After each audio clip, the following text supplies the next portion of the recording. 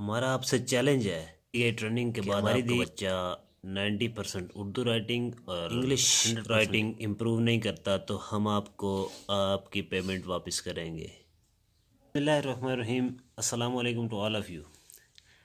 आज हम जिस टॉपिक पे बात कर रहे हैं वो है हम किस तरीके से टूल के ज़रिए हरूफ तहज्जी के हरूफ लिखेंगे। सबसे पहले मैं टूल्स मैं आपको क्या नाम है लिख के समझाता हूँ, फिर उनकी डिटेल भी देता हूँ। आइए चलते हैं लिखने की तरफ। ये देखें, ये टूल्स हैं। ये बड़ा अलिफ है, इसे बड़ा अलिफ बोलते हैं।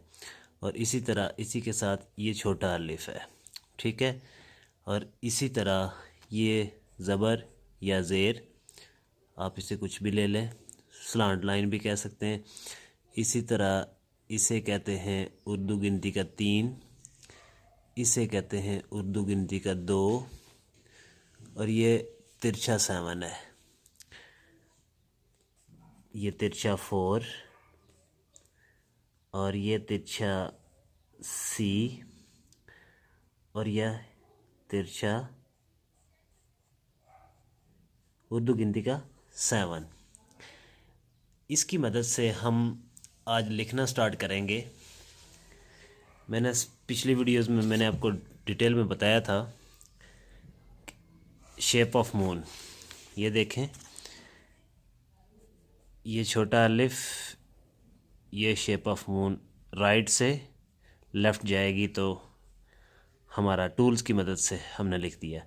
इसी तरह यहाँ बड़ा अलिफ लगेगा तो ये लाम बन जाएगा। और ये देखें, छोटा अलिफ और इसके साथ ज़बर या ज़ेर लगाएंगे तो ये रे बन गएगी। इसी तरह ये उर्दू गिनती का 3, इसके साथ शेप ऑफ मून।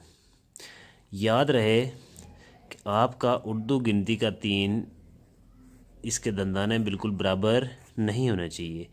ये ऐसे स्टेप वाइज स्टेप में होना चाहिए, तब आप इसके साथ शेप ऑफ मून लगाएंगे तो ये सीन बन जाएगा। इसी तरह उर्दू गिनती का ये 2 है, इसके साथ ये अलग से समझाऊंगा। ये लगाएंगे, साथ में छोटा अलिफ,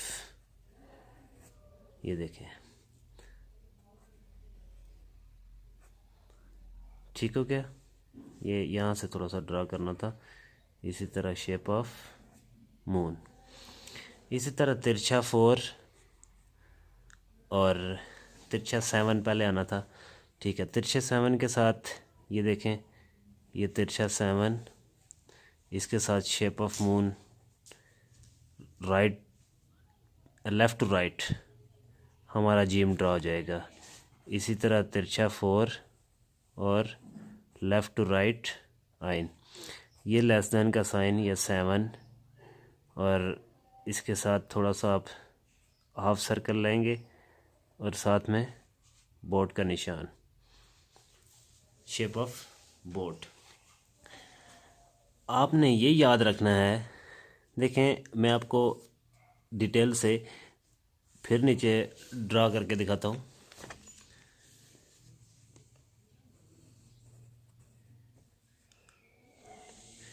इससे हम आज के जो हमारी आज की वीडियो है इसमें हम सिर्फ मून वाली ड्रा करेंगे, शेप ऑफ मून वाली।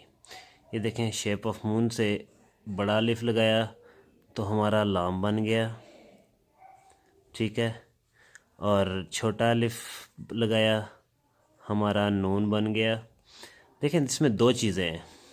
जब आप लिखेंगे तब आपको लाइन का कॉन्सेप्ट भी होना चाहिए, लेकिन अभी मैं लाइन का कॉन्सेप्ट इसलिए रखूँगा तो आप मुश्किल में पड़ जाएंगे। आप लाइन के ऊपर ऊपर लिखते हैं, जब आपका एक दफ़ा हाथ बैठ जाएगा, ग्रिप हो जाएगी, तो तब आपके लिए मुश्किल नहीं होगा। ये नीचे मैं दोबारा ड्रॉ करता हूँ, छोटा अलिफ, शेप ऑफ मून, छोटा अलिफ, शेप ऑफ मून, ठीक हो गया। और इसी तरह ये उर्दू गिनती का 3 और शेप ऑफ मून, ठीक है। और इसी तरह ये इसको आपने पहले ऊपर लिखना है, ये तिरछी लाइन एंड ऐसे ऊपर वाली लाइन को टच करेंगे तो उसके बाद ये आपको ड्रा करने में इजी होगा। याद रखें ये इसकी ये जो साइज़ है ये बराबर होना चाहिए, ना तो ये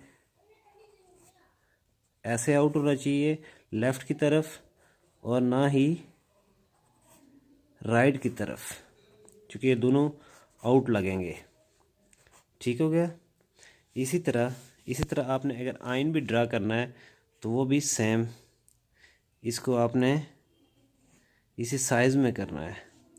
अगर साइज़ से आउट हो जाता है, शेप ऑफ मून ठीक आपकी ठीक है, लेकिन ये आपने ड्रा किया है तो ये 4 भी आपने ड्रा किया है, तिरछा 4, तो फिर भी अगर लाइन से आउट है तो ये आपका अच्छा नहीं लगेगा, बुरा लगेगा। इसी तरह ये अगर इधर आउट है तो फिर भी बुरा लगेगा। आपने बिल्कुल इसके बराबर रखना है 90 डिग्री पे।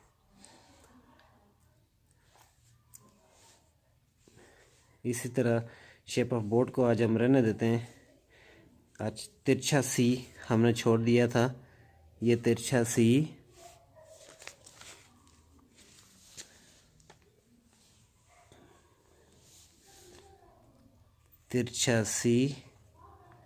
छोटा अलिफ एंड शेप ऑफ मून। याद रहे तिरछा सी आपका ऐसे नहीं होना चाहिए, इसके साथ आप छोटा अलिफ लगाएंगे तो ये आउट लगेगा। इसका पहला सिरा आगे, दूसरा सिरा पीछे।